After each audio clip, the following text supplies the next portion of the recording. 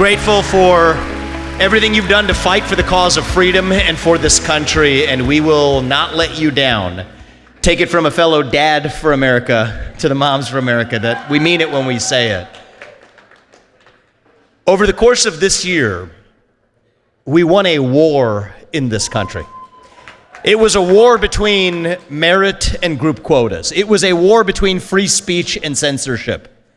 It was a war between love of the United States of America and apologizing for who we are. And on November 5th, when we sent Donald Trump back to the White House and secured majorities in both Congress and the Senate, we won that war for our country. We did. And now the question is, what are we going to do with that victory, actually? Now actually comes the hard part. November 5th was not the destination. January 20th is our start line. It's easy to defeat the enemy. Well, it's not easy. We had our struggles along the way. Prosecutions to attempts to remove Trump from the ballot, to all of the lawfare we've seen over the last several years. I'm not saying it was easy, but that was easy compared to the part that's ahead. It's easier to defeat your enemy than it is to define who we are and what we actually are fighting for. What are we fighting for in the year 2024? We are fighting for the ideals of 1776, the ideals that set our country into motion 250 years ago. We're fighting for the revival of merit in America. The idea that the best person gets the job regardless of their skin color, that you're judged not on the color of your skin, but on the content of your character and your contributions. That's what we're fighting for. We're fighting for free speech and open debate, that you get to speak your mind openly as long as I get to in return. We're fighting for the rule of law in America. And I say this as the kid of legal immigrants to this country. That means your first act of entering this country cannot break the law, and that is why if we've had the largest influx of illegal aliens into this country in American history, then we will have the largest mass deportation in American history. That is not racist or xenophobic. That is what it means to stand for the rule of law in the United States of America. It means the people we elect to run the government ought to be the ones who actually run the government, not unelected bureaucrats in the deep state. And that's why I'm going to tell you, don't forget about the second mass deportation that we have coming as well, which is the mass deportation of millions of unelected federal bureaucrats out of the D.C. bureaucracy. That is how we save a country. We will not go lightly.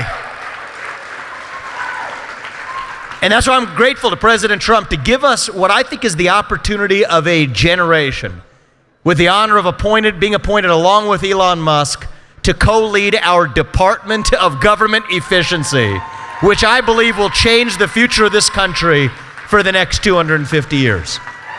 This is what our founding fathers fought for. We, the people, create a government that is accountable to us, not the other way around. We, the people, settle our differences at the ballot box without unelected bureaucrats standing in the way. So we're not going to go play around the edges anymore. We've made that mistake in the past. I'm not criticizing other Republicans. I'm learning from the past. If you want to cut off one head of an 8-headed hydra, it grows right back. You want to slay the beast, you gut it at its core. All right? You want to go far? We can't just make cuts around the edges. And you're always taking a risk. Right? Some people say you're going to cut too much. If we're not cutting so much fat that we're also cutting some muscle, then we're not doing it right. So we plan to go deep, we plan to go aggressive, we plan to go quickly, and we will not apologize for doing the hard work required to save our republic. This is not just about saving costs.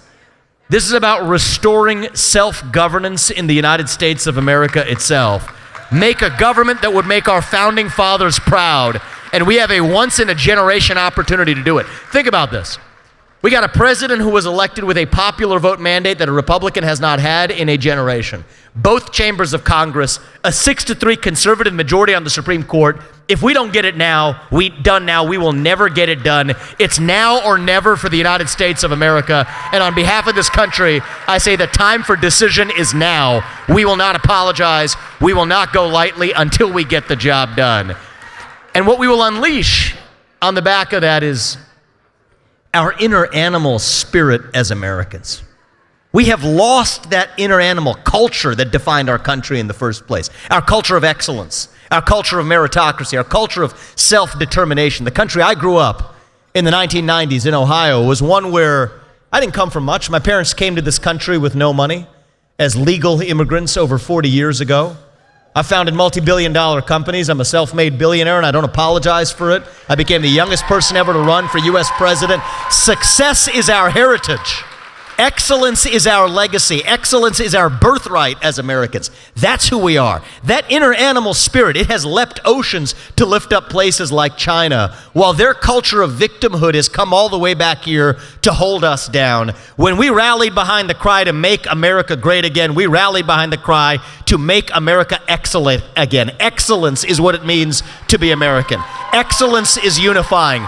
Success is unifying. That's how we're going to save this country. Every one of us, every one of you, and we tell our kids the same thing. We all have our own unique God-given gifts. And it's not the same as the person sitting next to you, actually. And that's okay. That's a good thing, actually. It's a beautiful thing that every one of us has our own different, unique God-given gift. This is the country that allows you to achieve the maximum of those God-given gifts without any government or any system standing in your way. That is the America we know. We have become this nation in decline. But we don't have to remain that way. We don't have to be at the end of ancient Rome.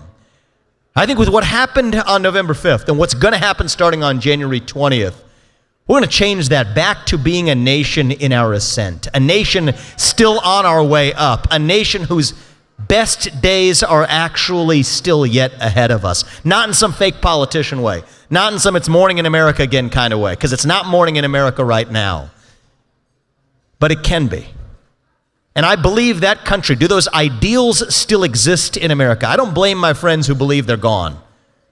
But I don't think they are. I think we just have to do the hard work of reviving them. That country where we will look our kids in the eye and mean it when we tell them that you get ahead in the United States of America with your own hard work, your own commitment, your own dedication, and that you know what? You are free to speak your mind at every step of the way, that you don't have to choose between speaking your mind in the open and putting food on the dinner table, that you don't have to choose between the American dream and the First Amendment, that you get to enjoy both of these things at once.